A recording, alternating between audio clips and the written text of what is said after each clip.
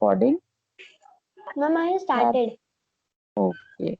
So, good morning, class. Is the screen on sharing? Yes, ma'am. Yes, ma'am. Okay. Yes, ma'am. Okay. Now, switch Yes, off your ma'am. mics and listen very carefully. Now, we did the earliest societies in which we talked of the early man, how he evolved, how the anthropologists have been able to study the evolution process, everything that was before history, that means any written records were there, everything before that is called prehistory. Now, in explanation one, which I had sent you, I had covered the introduction. I had covered the evolution of man, that how he gradually evolved, how he started living a life on earth once the existence of human beings started, then the ways he evolved, and we have divided those ages when early man came into existence into the stone age. Now, stone means lithic, okay, or lithic means stone. So then we divided this stone age into various stages, and each age was known as with different names. So the first one was the Paleolithic age, that was the old stone age, then the Mesolithic age, that is the middle stone age, then Neolithic age, that is the new stone age, and then came the Chalcolithic age, which was the age when the metal was discovered. The first metal to be discovered was bronze, and it was here that since in all these stages, man was using basically the stone tools, stone weapons, stone utensils for his day to day life. That is why this early age is also known as Stone Age. Okay, this we had covered in the first explanation. Then we also covered in the first explanation that existence of Paleolithic man. Now they have told you the places where he existed. In India, it was near the Son River, which is now in Pakistan, the Narmada region, the Chennai region. Then we also talked of many Paleolithic sites. What are sites?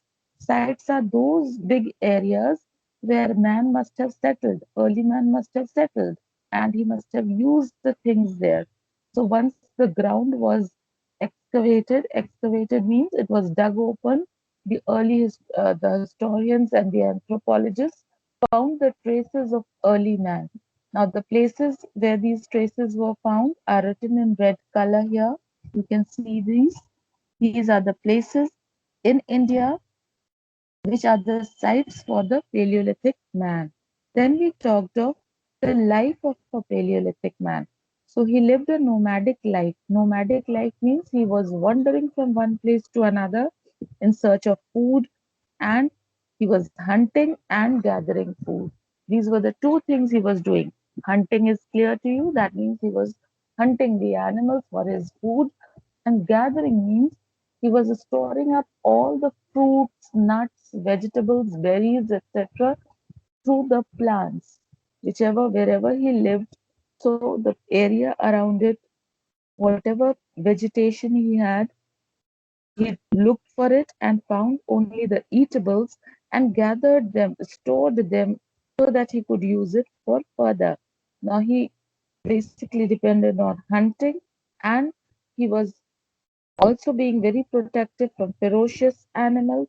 Then he lived a life of a hunter and gatherer, and gradually, since he was a food gatherer, he had to move from place to place. Now, then we came on to this heading where we covered why was a food gatherer always on a move? That means why was he moving around? So, simple thing is he was moving around because the place where he stayed got depleted and he needed food. So, for in search of food, he was moving. In search of water, he was moving. In search of wild animals, he was moving since wild animals never stayed in one place. So, he was also constantly moving along with them. Then he had children, so he had to take care of them. So, for that also, he had to move. Otherwise, Once the wild animals were familiar that the children could be taken away from here. So just to maintain the security, he was constantly on move. Apart from all this, he always lived next to the next to the water body so that he could have his water supply continuously. And once the area was used thoroughly, he moved over to another place. Now, today we will talk of the two important things that he learned in his early life. One was the making of tools, and the other was the discovery of fire. Now, first we will take up the tools. Now, tools of the Paleolithic man. Now, the earlier tools were of two types. Basically, he used tools made of stone. We all know that. Now, then, how come the stone tools are of two types? Yes, they are. The stone tools are of two kinds. One is the core tool, and the other is the flake tools. Now, let us talk of the core tools. Now, core tools were made by chipping off the pieces from hand-sized pebbles or from stones. That means a big stone was taken. Can you see this picture? A big stone was taken and the pieces were chopped off. Can you see the edges? All this stone was not of this shape. They chipped off the sides and the flints which came out. Flint is a hard rock. It's a kind of a hard rock and flints were the chips which came out. Okay. Now the stone left after chipping is called core tool. That means once you remove the edges, sharpen the edges, then you get the core tool. Now they are telling you that basically these core tools means the basic tools which he used. They were of oval in shape or of a pear shape. Pear is a fruit. You remember you have eaten, it looks like an apple. It's a pear shape, okay? Shape of a pear. So they were either in an oval shape or in a shape of a pear. Okay. Now then they talk of these tools, these core tools were basically used to hit animals since they were heavy. They could hit animals. They were used for cutting down the trees, digging the earth, etc. Now comes the flake tools. Now these flake tools were the tools which were used by early man, which were the chippings of the core tool. That means the core tool was chipped off, and whatever chipping came out, those sharp edged chips were called the flake tools. So basically, the core tools were the basic tools, and they were refined by hitting with another stone to give them sharp edges. So, in that giving of sharp edges, the chips which came out of the stone, the basic core tool that was used, the chipping was used as a flake tool. Okay. Now those flake tools which broke off while shaping the core tool were the flakes which we are talking of now. Now these were used for skinning animals and chopping meat. That means these tools were used for taking out the skin of the animal and for chopping the meat, just to cutting it into small pieces. Now then we talk of the various tools which were used by early man. Now, the first is hand axe. And why is it called hand axe? Because the hand was used, a human hand was used, and in the on in your palm they held the stone. So the stone was used as an axe, whereas the axe had a handle which was of hand. मतलब हाथ से वो axe का काम करते थे. Okay, so let's see hand axe was a spear-shaped tool with sharp edges on all sides. It was used for cutting objects. So basically, it had sharp edges all sides. Why these sharp edges were obtained? It was obtained by hitting the tool and chipping off the tools so that the flakes could come out. And the basic core tool was used as a hand axe. Then we talk of cleavers. Cleavers were the chisel edge, they were wide chisel edge for cutting wood and small branches of trees. Now, what were cleavers? They were the tools, the stone tools with one side very, very sharp, and they were used for cutting down the trees, etc. Okay, then we talk of chopper. Now, chopper, if you have seen the chopper in your kitchen, it chops up the vegetable into small pieces. Have you seen it? Mama must be using it on a vegetable board for chopping the vegetables. So, in the same Yes, time, ma'am. it was Yes, ma'am. in olden times, the chopper was the very small stone tool, and not very small, but a small stone tool which had one very thinner side, and that thinner side was sharpened further by removing the edges, and that was used for chopping the meat. Have you seen the those who are non-vegetarians? They must be knowing कीमा बनाने का tool देखा, चाकू देखा जिससे कीमा बनता है. Now it was something like that. It was used for chopping small pieces, thin pieces of meat. That was Yes, chopper. ma'am. I have seen. Yes, it's very sharp. So it is done with that only. So Yes, chopper ma'am. It's was, very sharp. yeah, but now we use it of stainless steel. But at that time, it was the stone which was doing all this. Okay. Then we talk of scrapers. Now, as the name tells you, scraper to scrape off something. Now, in present day times, have you seen the peelers? Mama must be having a potato peeler at home in the Yes, kitchen. ma'am. So this Yes. Yes, scraper ma'am. was some very good. So this scraper tool was something just the same as the peelers we have today.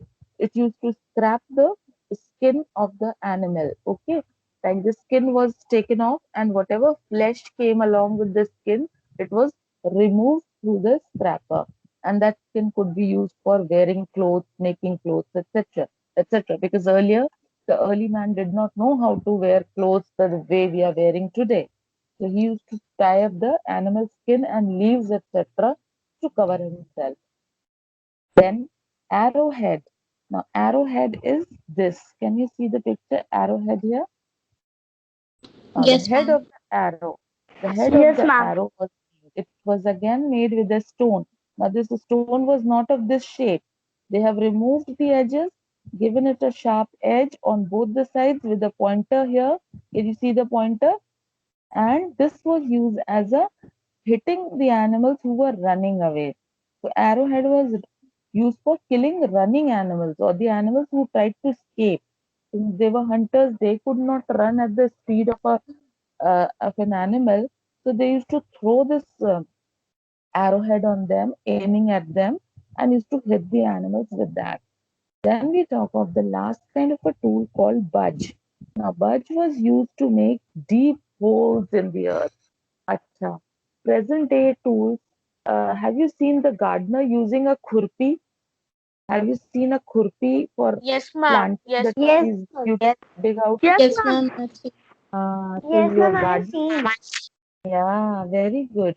Once you have seen the present day tools, you will be able to imagine what early man used to do. So this budge was something similar to the one the gardener used in the garden for the tilling up the soil, for digging up the soil. Okay. So the budge tool was something of that kind. So these were the various tools which he used in his early times. Then we talk of another very important thing, that is discovery of fire.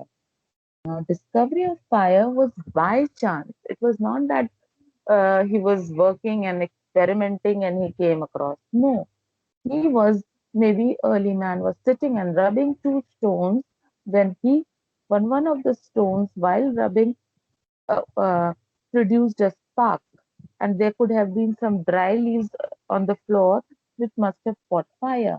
Now, earlier, since early man was not aware of fire, what it is, he got scared. He must have tried to touch it and he must have burnt himself. But gradually he learned, yes, fire could be put to some use. It could be used somehow. Maybe he was running after a wild animal in the night and he could see, "Ki, okay, if I carry this fire on a flame, I could see the animal." So then he realized, oh, in the darkness, it could be used for seeing things. Then maybe a piece of flesh while he was eating a raw meat must have fell in the fire. Now, while the fire was burning, he could not pick that flesh up. Once the fire extinguished, he must have picked it. He must have found it. It's hot. Now, in winter, when he must have touched that hot piece of meat, he would have found it, wow, it's so cozy to touch. It is giving me warmth. Plus, the fire, while he was burning, he could see that, okay, in winters, it is giving me warmth also. So he must have realized, wow, it is useful. Then that piece, which had fell down by mistake in the fire, that flesh, and got roasted up, he must have eaten, and he must have found, wow, it is so tasty, better than the raw flesh he was eating earlier. So this made him realize the use of fire. He came to know that fire could be of lot of use. Now, first thing was he knew that it could frighten the wild animals, and so he kept the fire burning next to his cave or the hut where he was living, so that it kept the wild animals away from him. He was safe, his family, not family exactly, the children in the group was safe at least. Then he also learned that it gave him warmth in the winters. He was feeling cozy when he sat next to the fire. Then the third thing was he learned that the food which got cooked in that fire was much tastier than the raw meat which he was having it earlier. So he knew the art of cooking and to roast. Now, all this he learned once he started the use of fire. And how he started?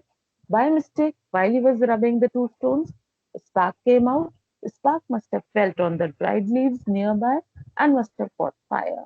He must have got scared, he must have got hurt, he must have got burnt up from it, and gradually he learned in this process that fire was useful to him. Is this much clear?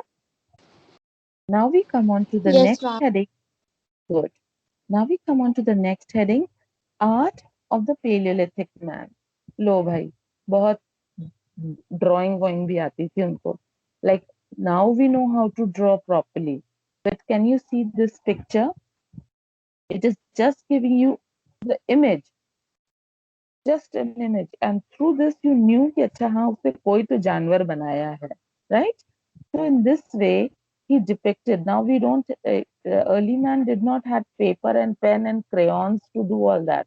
He used to do it only on the walls or the cave area where he got a surface. Okay, so let us just see what had happened. How the art of the Paleolithic man could be giving us information. Now, Paleolithic man lived in caves or huts in the early stages of his development. He started drawing rough figures on walls and ceilings of the caves. There are depictions of running wild bison, bears, horses, stags, and herds of other animals in beautiful designs. Such depictions have been found in the caves of Alta in Spain and Lesoc in France. Underline these two places. In Spain, it is a place called Alta, and in France, it is Lesoc, where these cave paintings and drawings are being seen. That means the early man must have settled in these areas, in the caves, etc. And when the historians, archaeologists, etc., went there, they saw the caves, they had drawings there, and then they realized that these drawings were very old. It was of the Paleolithic time, and they could see that in the spare time, in the free time, the early man used to draw these paintings or drawings. All these drawings and paintings show that the Paleolithic man was a great artist. He even made ornaments from ivory, bones, and beautiful stones. So, not just the drawing he did, in his free time, he also made ornaments. What are ornaments? Present day jewelry. जैसे हम गले में, कान में, हाथ में पहनते हैं. In those times, the ornaments were made of, in those times, ornaments were made of ivory. What is ivory? Any idea? The teeth of the elephant. Have you seen the No, white ma'am. No tusk? idea. Okay, telling you. The tusk of an No, elephant ma'am. has. अरे हाथी के सफेद दांत देखे हैं जो बाहर निकले होते हैं. Yes, You ma'am. must have. Yes, ma'am, Oh, I have seen. Yes, ma'am. Yes, ma'am. I've Yes, seen. ma'am. I've seen. very good. Now listen to me what ivory is. Yes, Now the big teeth which are coming out of the elephant's side are called tusks. You must have known it. Now, tusk, when it is attached to the elephant, it is called tusk. Once the tusks are removed, if you break them from elephant, if the elephant is dead and you remove that tusk and you start giving it shape, giving it up a shape, it is then called ivory. Okay, so the ornaments were made from ivory, then also from bones. जानवरों की हड्डियों से वो अपने लिए बनाते थे beautiful necklaces and etc. other ornaments. Then from beautiful stones also, the colorful, lovely stones which they found in the forest, they also made jewelry out of those stones. So this shows that early man also had a very aesthetic life. Aesthetic means बड़ा ही सुंदरता से रहना उसे पसंद था. Okay. Maybe by painting a picture of a wounded animal, they thought that they would be successful in the hunt and obtain magical power over their prey. In this way, art developed. Example, painting in Bhimbetka caves in Madhya Pradesh. Now, in Madhya Pradesh, in India, like the earlier examples they gave of Spain and France, but here in Bhimbetka, when they are talking from Madhya Pradesh, which is a place in Madhya Pradesh, Bhimbetka, there in India we see number of paintings and artifacts which tell us that yes, early humans were great artists and they made these drawings, especially of the hunting scenes, because they believed maybe that if they drew this, they would get some magical powers and they would get a hunt easily. They will get their next prey for hunting easily if they drew these drawings on the walls. And thinking that, they used to draw it on the walls. Is this much clear to each one of you? Yes, ma'am. Yes, ma'am.